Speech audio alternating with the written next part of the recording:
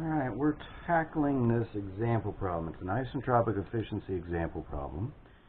And again, they've given us a steam turbine, they've given us inlet conditions, exit pressure, and they told us this thing is 75% as efficient as the when compared to the isentropic device. Now, you don't have to do this when you set one of these problems up, but I do want to talk to you about, you have three different states here.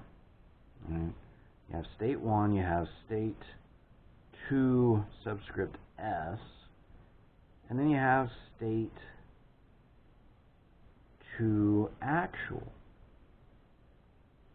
Right? Now state 1, we know P1 and T1. We probably have enough information to find all of the other properties just based on those two, unless it happens to be saturated, which I don't think this does. You can go look that up pretty quick and see. Now, what do we know about state 2?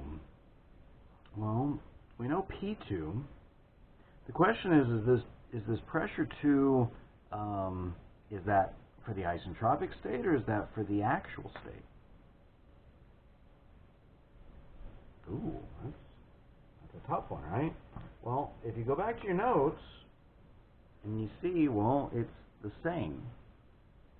That's the commonality, is the exit pressure is the same for both the actual state and the isentropic state.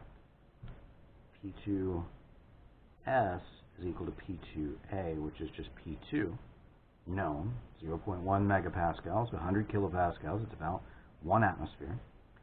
P2A is equal to P2S is equal to P2. Okay. Now, do I know anything else about the isentropic state 2? Or the actual, either one? Well, we know this, and this is going to become important here in just a little bit. Okay, and we're going to talk about what this does for us in just a little bit.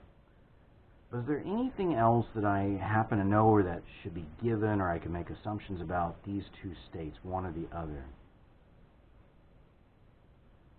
There's something you know about this one. Right? State 2 isentropic. There's something that's constant between one of the other states. We know the pressure is constant here, but there's something else that's constant at state 2 isentropic between one of the other two states. Pause it. Think about that.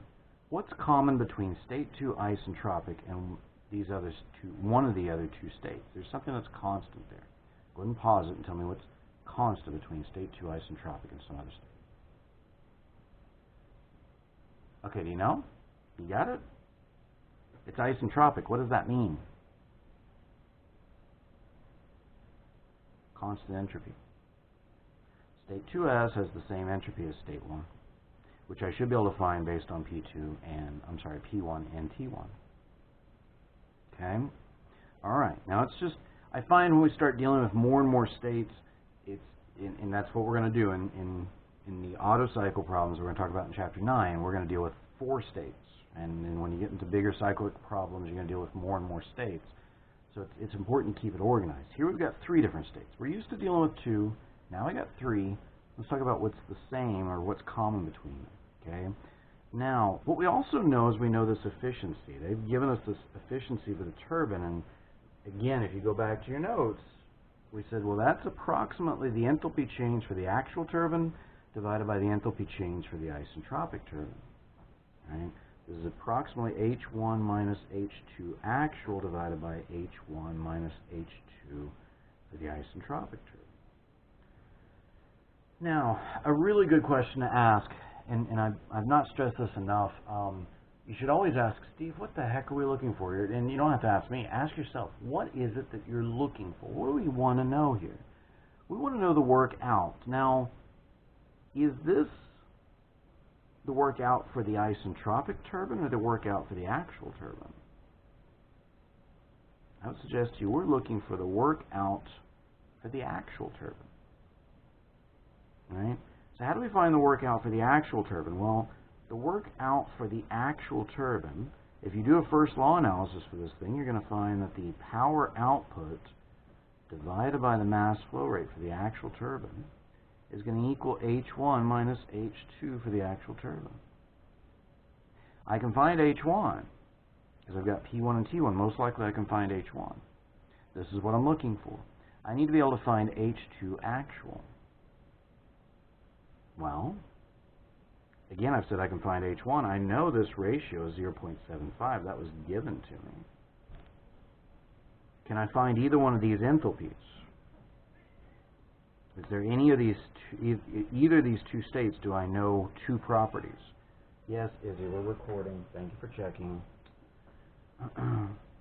Well, yeah, this one. I know two properties at state 2 isentropic. So this expression, H2 actual, becomes the only unknown once I find H1 and H2s.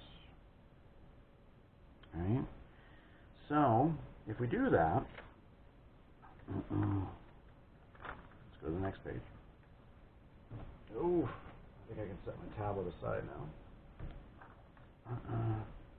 So if I do that now, let's find, given P1 of 0.5 megapascals and T1 of 320 degrees C. Now, if you've cheated, oh, not cheated, if you looked ahead in between videos or in between me rambling, you realize you probably had to interpolate these values. We need H1 and S1, right? So to find H1 and S1, we are going to have to interpolate those. I've already done that, but go ahead and pause and do this real quick. Make sure you can find H1 and S1. You need to do this quickly, right? Because during the exam, you don't have a lot of time to do this simple stuff, and this is not that many points. So if you haven't already paused to find these properties, pause now. Okay, do you have these properties? Again, you have to interpolate this one. I've interpolated them ahead of time. I'm getting 3106, roughly, kilojoules per kilogram for H1. S1, I'm getting 7.53068 kilojoules per kilogram Kelvin. Okay? Now, again, what are we looking for? Well, we're looking for the workout actual, which can be H1 minus H2 actual. I can find H2 actual if I can find H2 isentropic. How do I find H2 isentropic? Well, I know P2 is 0.1 megapascals, or 100 kilopascals, and S2S is equal to S1, which we found to be 7.53068 kilojoules per kilogram Kelvin. I should be able to use those two properties to find H2 isentropic. Go ahead and pause and find that. You're going to have to interpolate it, but go ahead and find this for us and come back. Go ahead and pause. Okay, welcome back. You got this value? I'm getting 2743.2 kilojoules per kilogram Kelvin. Again, you had to, I'm sorry, not Kelvin, kilojoules per kilogram. Again, you had to interpolate this one. Okay, at least in our textbook you had to. I assume you probably, whatever textbook you're operating off of, you would. Okay, what's next? I can find H2 actual now, right? And then use that to find workout actual. Now, this text, well, the textbook that I pulled this problem's out of another textbook. The problem that I pulled this out of, or the textbook that I pulled this out of says, well, think about it this way. You could just simply say this is workout actual divided by workout isentropic. By definition of that, of this isentropic efficiency, that's what it represents. And you could say, well, what I want, the workout actual, is equal to this isentropic efficiency known multiplied by the workout for the isentropic term. So the workout actual is equal to 0.75 times H1 minus H2 isentropic, which I have values for these now. And I can find it that way. Right? And that's a little, that kind of skips a step. You're welcome to solve for H2 actual out of this expression, which is typically how our textbook recommends you do it. Solve for H2 actual, then plug that in here, and that gives you workout actual. And this kind of skips the step. This says, well, you already know this ratio, just substitute it in and solve. And that's, either way is perfectly fine. I would suggest we can do this one right off. We got 4 minutes. We got plenty of time. Thank you. Go away. So I've got, let's go ahead and do the delta here. So it's going to be 3106. I don't know if I'm on the screen. Here we go. 3106 minus this H2S. I'm taking delta H. 2743.2. That difference multiplied by 75%. So I'm getting work out for the actual turbine is going to be about 272.1 kilojoules per kilogram. They did not give me the mass flow rate in this problem. If they'd give me the mass flow rate, we could tell them the number of kilowatts this thing puts out.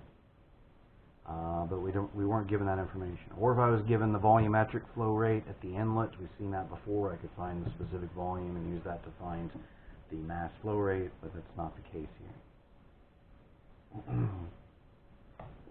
Alright, if you have questions, leave me a comment down below.